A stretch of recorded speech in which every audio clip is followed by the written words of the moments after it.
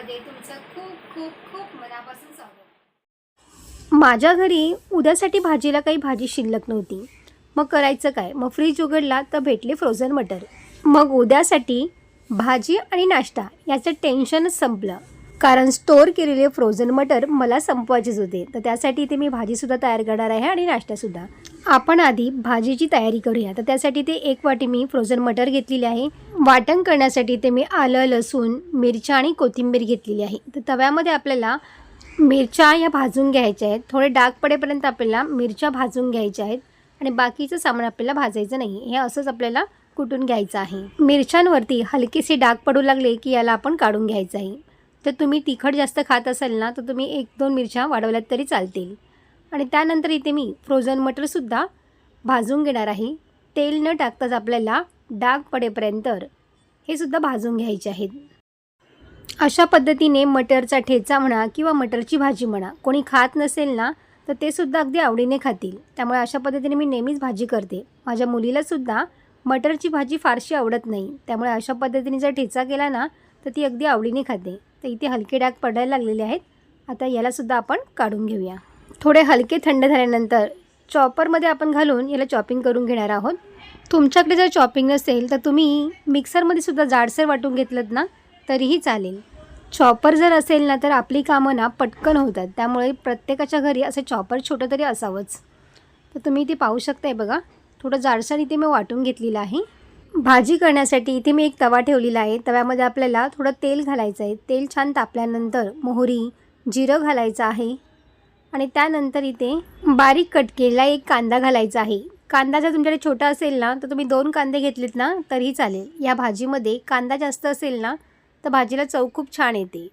आणि त्यानंतर आपल्याला लो फ्लेमवरतीच कांदा छान परतून घ्यायचा आहे। थोडासा रंग बदलेपर्यंत आपल्याला कांदा परतून घ्यायचा आहे। कांदा परतल्यानंतर लगेचच आपल्याला एक टोमॅटोसुद्धा बारीक कट केलेला घालायचा आहे। टोमॅटो पटकन नरम होण्यासाठी त्यावरती आपल्याला लगेच 1 चमचा मीठ घालायचं आहे। चवीनुसार मीठ यामध्ये घालून घ्यायचं आहे आणि त्यानंतर आपल्याला पुन्हा छान असं मिक्स करायचं आहे। कांदा आणि टोमॅटो छान नरम होईपर्यंत आपण ह्याला परतून घेणार आहोत। त्यानंतर 1 चमचा धना पावडर, 1 चमचा इथे लाल तिखट मसाला घातलेला आहे। थोडीशी हळद घालायची आहे। लाल तिखट थोडं बेताने घालायचं आहे। आपण यामध्ये मिरच्यासुद्धा वापरल्या होत्या। आणि त्यानंतर आपल्याला चॉपरमध्ये घालून ही जाडसर आपण वाटून घेतलं होतं ना मटरचं, ते आपण यामध्ये घालायचं आहे। पुन्हा छान असं परतून घ्यायचं आहे आणि सगळं आपल्याला इथे मिक्स करून घ्यायचं आहे। पाणी न घालताच ही भाजी आपल्याला शिजवून घ्यायची आहे आणि त्यानंतर यावरती थोडं झाकण ठेवायचं आहे, म्हणजे भाजी छान अशी मिक्स होऊन येईल। जर भाजी लागत खाली असेल तर थोडं 1-2 चमचे पाणी घातलं तरीही चालेल।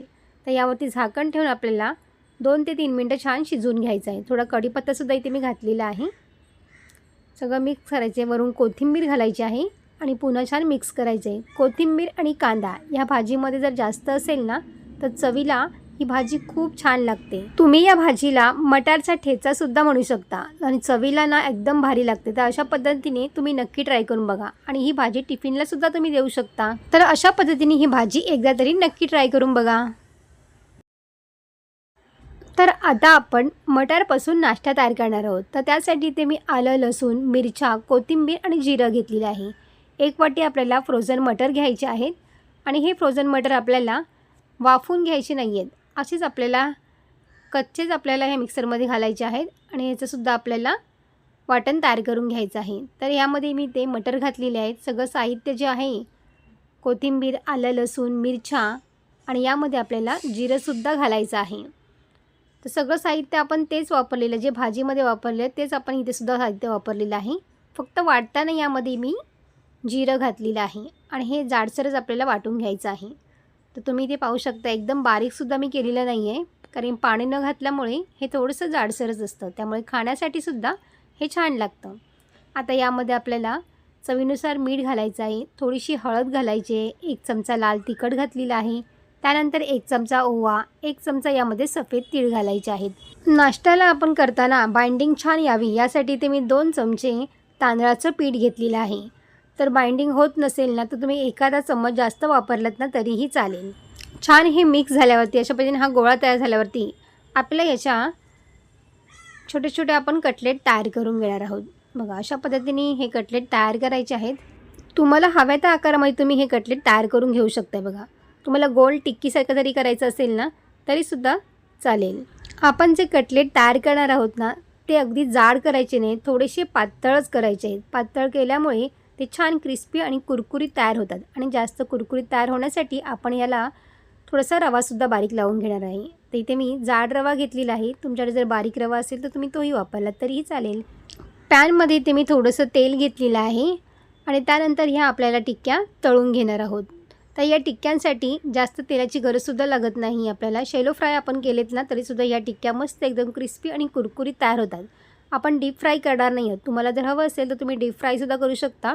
पण आपलं जे मिश्रण आहे ते छान असं बाइंडिंग छान झालं पाहिजे. घट्टसर झालं ना तर तुम्ही ह्याला डीप फ्रायसुद्धा करू शकता. पण अशा पद्धतीने शॅलो फ्राय केलेत ना तर टिक्क्या छान अशा कुरकुरीत आणि क्रिस्पी तयार होतात. तर दोन्ही बाजूने आपल्याला या टिक्क्या छान शेकून घ्यायचे आहे. तेल जर कमी वाटत असेल तर 1-2 चम्मच तुम्ही तेल याच्यामध्ये वापरू शकता. तर दोन्ही साईडून मस्त एकदम कुरकुरीत होईपर्यंत आपण ह्या टिक्क्या तळून घेणार आहोत. तर तुम्ही बघू शकताय बघा दुसरी बाजूसुद्धा छान अशी फ्राय करून झालेली आहे आणि कमी तेलामध्ये सुद्धा हा मस्त नाश्ता तयार होतो आणि खाण्यासाठी सुद्धा अगदी भारी लागतो. लहान मुलांच्या टिफिनसाठी किंवा सकाळच्या नाश्त्यासाठी अगदी झटपट तयार होणारा हा नाश्ता एकदा तरी नक्की ट्राय करून बघा. भाजी आणि नाश्ता ह्या दोन्ही रेसिपी जर आवडल्या असतील तर लाईक, शेअर आणि सबस्क्राईब करा. थँक्यू.